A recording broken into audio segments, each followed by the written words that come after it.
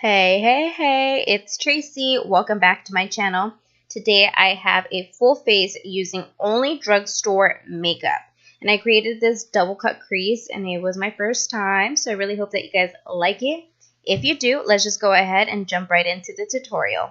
There's a hope that's waiting for you in the dark. You should know you're beautiful just the way you are. For this look, I'm taking the Wet n Wild Color Icon Rose in the Air palette, and I'm using the bottom transition color and using it at the crease, taking it up to the brow bone.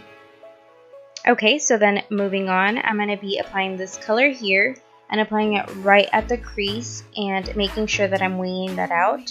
We want to intensify this color as much as possible. That way it looks like a really sharp cut crease.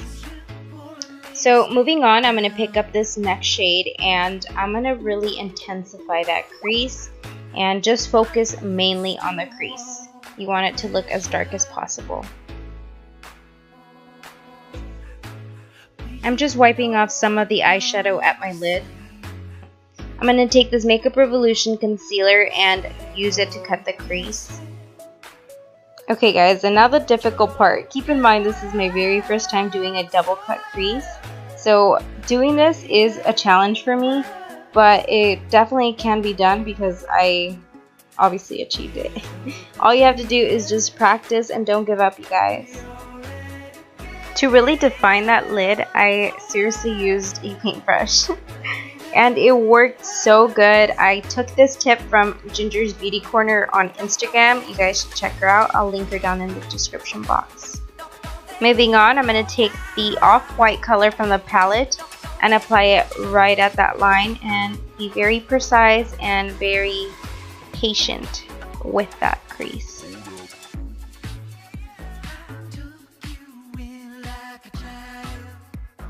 I get this question quite often when I use these. These are called shadow shields. You can pick them up from your local Walmart for $4.99 and they come in a pack of 12 or 14, I believe.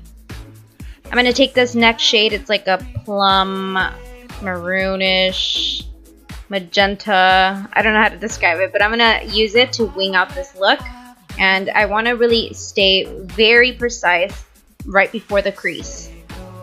This brush is from Sephora and it's a packing brush, so it's meant to pack on the eyeshadow. So you do want to get a brush that is really, the bristles are really condensed.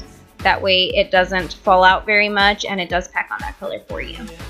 And hey, your girl got a package from Pixie and I'll be using this color here. This is called Passion Light. It's a beautiful glitter shadow. I know that Stila liquid shadows are really expensive and these are more on the affordable side. I really love this color. This is the first color that I was drawn to. Look how beautiful it is. Moving on, taking that same magenta color, I'm going to blend that glitter into the shadow so it doesn't look harsh. And applying the first transition color to the bottom lash line. Then I'm going to apply the same magenta color underneath the waterline just to really darken it up quite a bit.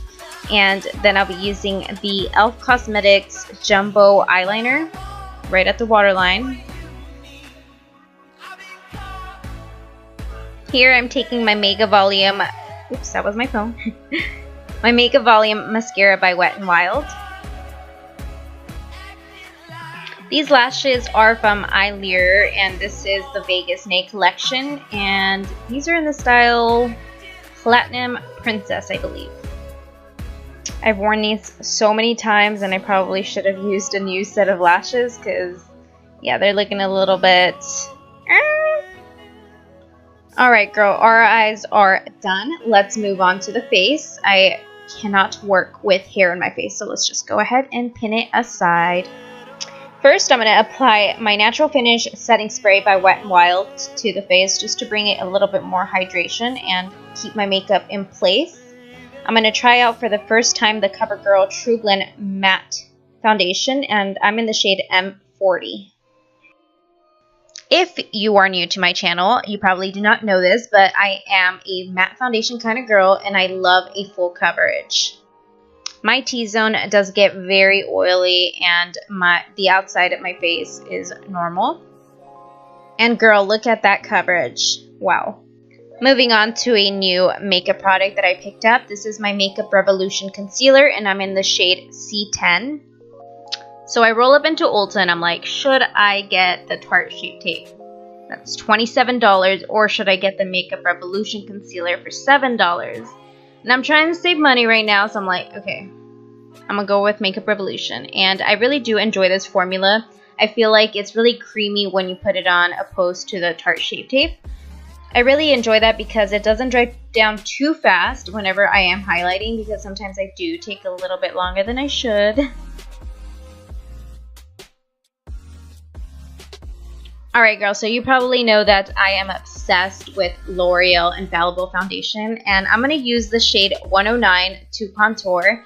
And I didn't purposely just start contouring with foundation. I just picked up the wrong shade and I'm like, I'm not going to return it. So I started contouring with it, and I really love it. I feel like it gives me more of a natural finish. I don't know if you guys have watched Makeup Mastered with Kim Kardashian, but Candy Johnson was actually on that show and she mentioned contouring with foundation, so I'm like, hey.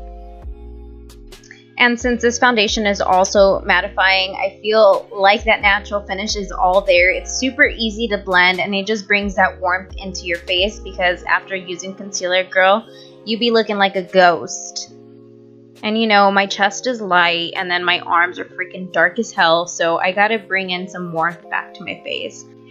Since the concealer is really creamy, you have to set the face using some type of powder. I'm using the Airspun powder, and this is from your local Walmart, and I know some people have a really difficult time finding it. You can pick it up at the nail section. It'll be there, I promise. As you guys seen, I grabbed the transition color and I am applying it to the cheekbone area just to, you know, add more warmth. Then moving on, I'm just using one of my e.l.f.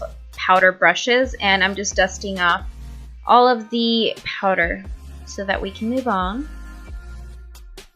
So I know that I'm using this highlighter way too much. This is my Bronze Over the Rainbow Wet n Wild highlighter. I just really love the way that it looks. I feel like this highlighter is really subtle but really beautiful all at the same time. Look at this. So to highlight the nose, I do like to use a much smaller brush and also apply it at my water duct and what is it called? Oh yeah, the brow bone. On my palette, I'm taking the Milani lipstick, and this is in the color Naturally Chic. I think it's such a beautiful pink color. This is not a matte, it's actually a sheen, but I'm gonna go for that glossy look, and to top it off, I'm gonna use the NYX Butter Gloss, and this is in the shade Tiramisu. And I mainly use this because of the smell of it. I mean, it's really pretty, but oh, it just smells so good. Have you guys tried the tiramisu cake? Alright guys, and this is the final look. I really hope that you guys enjoyed my first time cutting the crease with a face full of drugstore makeup. I really hope that you guys did enjoy this look. Let me know what kind of girl you are. Are you a drugstore girl or are you a high-end makeup girl? I would like to know. That way I post more videos relating to your guys' choice. Let me know in the comments, and thank you so much for watching. Oh, and I have to say, if you guys seen my dog, he was in the background walking around the whole time. This is Dallas. He is my 4-month-old puppy. He's a full husky. And I'm just going to end the video here, being full of myself. So I'll catch you guys in the next video. Bye!